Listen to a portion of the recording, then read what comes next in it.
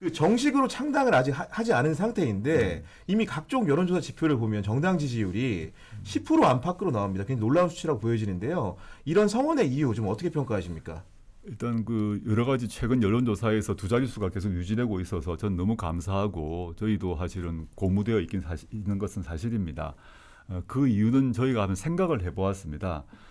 첫째는 이 윤석열 정권의 무도함과 무능함이 모든 국민에게 알려져 있는데 이 윤석열 정권과 더 단호하게, 더 빠르게, 더 강력하게 싸울 수 있을 것 같다라는 판단을 하신 것 같습니다. 민주당 경우는 이제 수권 정당을 지향하기 때문에 170석을 갖고 있지만 수권 정당을 지향하고 중도층을 생각해야 되므로 좀 조심스럽게 움직이는 것 같습니다. 또 중도층의 마음에 어떨까 싶어서 고려를 해야겠죠. 저는 너무도 당연한 거라고 생각합니다. 그렇지만 저희는 민주당과는 다른 지향이 있고 행동 패턴도 다릅니다. 그래서 저희가 뭐 저부터도 아주 강하게 발언하고 있고 강하게 맞서고 있기 때문에 그에 대해서 윤석열 정권의 남은 3년에 대해서 참 너무 답답한 마음을 갖고 계신 분들이 지지를 보내주신다고 생각하고요.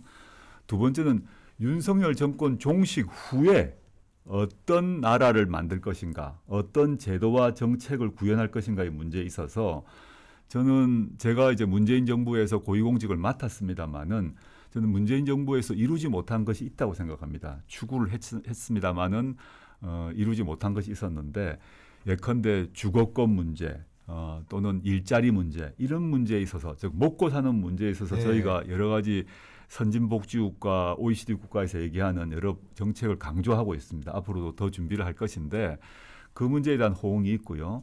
마지막으로는 이제 이런 뭐 논리와 이성과 정책을 떠나서 상당수 시민들이 조국 개인에 대한 연민과 연대 이런 감정이 이번 기회에 표출된 것이 아닌가 이런 생각하고 네. 있습니다. 이런 가운데 구독자 의견이 하나 소개를 해드리면요. HW님이 2만 원 슈퍼챗을 보내시면서 조국 장관님 욕하던 이찍입니다. 죄송합니다. 꼭 승리하십시오. 이렇게 좀 응원의 말씀 주셨습니다. 저한테 주셨던 욕 더 달게 받고요. 이번에는 저희 한번 밀어주십시오. 네. HW님. 네, 이어서 그 윤석열 정부에 대한 평가를 좀 해보겠습니다. 그 공식 석상에서 윤석열 대통령의 뭐 임기와 관련된 얘기를 하시면서 조기 종식이라는 표현을 쓰셨던 것 같습니다. 맞습니다. 네. 지금 보시기에 평가하시기에 현 정부의 가장 심각한 문제는 무엇입니까? 하나로 말할 수는 없는데요. 전 두 가지로 말하자면 제가 앞에서도 말씀드렸습니다만 무도함과 무능함이 역대 최고라고 생각합니다. 무도함이라고 말했을 때는 우리가 진보 보수 좌우를 떠나서 민주공화국의 운영의 기본 원칙이 있다고 생각합니다. 그러면 예를 들자면 과거 김영삼, 김대중, 노무현 등의 대통령께서 진보 보수에 걸쳐 있는데 본인의 친인척의 비리 문제에 대해서 수사를 받는 것 당연히 허용을 했습니다. 그렇습니다. 그런데 윤석열 대통령 경우에 있어서는 김건희 여사를 보호하기 위해서 그 국회가 의결한 그 특검법에 대해서 거부권을 행사를 했습니다. 그런데 이것이 단순히 정치적 공세가 아닌 것이 김건희 여사의 공범의 경우 1심 판결에 의해서 다 유죄가 났고 또 윤석열 정권 하에 윤석열 검찰이 작성한 보고서에 김건희 씨와 김건희 씨의 어머니인 최은순 씨가 얻은 수익이 23억이라고 적혀 있습니다. 만약에 문재인 대통령의 부인이신 김정숙 여사가 이런 일이 벌어졌더라면 저는 소환 조사는 물론이고 압수수색 100번 했을 겁니다. 그런데 이건 기본 원칙이거든요.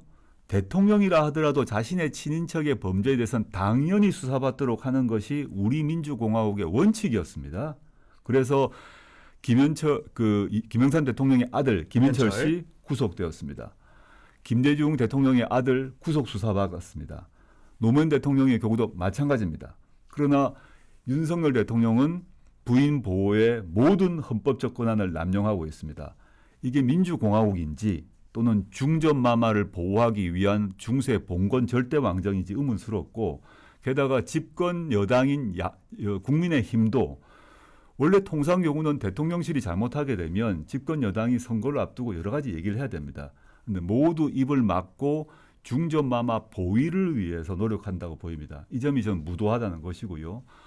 무능함 같은 경우는 제가 오늘 아침에 그 표를 보았는데 우리나라가 전 세계 OECD 국가에서 과일 가격이 제일 두 번째로 비싼 나라가 돼버렸습니다.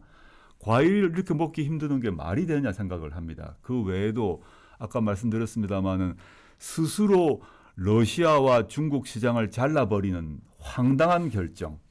그 외에도 한두 개가 아니죠.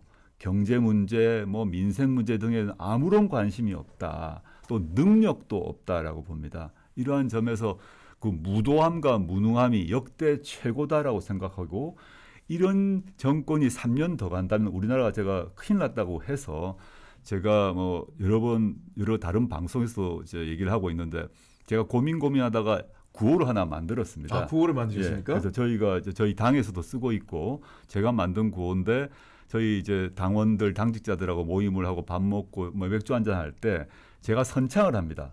어떻게 하는 겁니까? 네. 저도 한번 해보겠습니다. 한 달 해보셔야 네. 됩니다. 제가 3년은 이렇게 합니다. 네. 그러면 너무 길다. 네. 3년은 너무 길다 이렇게 하는 그렇게 거군요. 하고 네, 한잔 한 잔 마시는 거군요. 우리 예. 국민들이 다수의 국민이 윤석열 대통령의 무능함과 무도함을 이미 알고 있고 저는 60% 이상의 국민들은 심리적 탄핵을 이미 했다고 생각합니다. 근데 심리적을 탄핵을 했다고 해서 정치적 법적으로 윤석열 정권이 종식되진 않죠.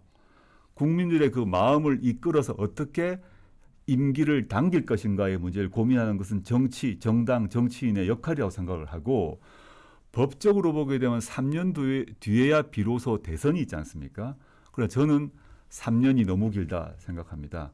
그럼 어떻게 할 것인가의 문제가 있을 것인데 뭐 법률적으로는 뭐 탄핵이다, 개헌이다 있겠습니다만 그거는 그 뒤의 일이고요. 과거 박근혜 정권이 어떻게 무너졌는가? 박근혜 정권도 임기가 있었습니다. 이게 있었죠. 네. 그러나 국민들이 참다 못해서 촛불 들고 나왔고 조기 종식되었습니다. 물론 그 경우는 절차가 탄핵이란 절차를 통해서 헌법재판소에서 결정을 했지만 헌법재판소의 탄핵 결정이 이끌어지게 된 근본 힘은 국민들이 그렇죠. 앞에. 더 이상 이 정권 하에서는 못 살겠다라는 심리적 탄핵을 먼저 했어요. 국민들이 심리적 탄핵을 하고 난 뒤에 그다음에 정치인들이 어떻게 결정할 것인가가 남는데 저는 이미 2년 만에 국민들은 심리적 탄핵을 했다고 보고 4월 10일 총선 이후로 정치와 정당이 어떻게 할 것인가 남았다 생각을 하고 있기 때문에 그 주장을 강력히 하고 있습니다.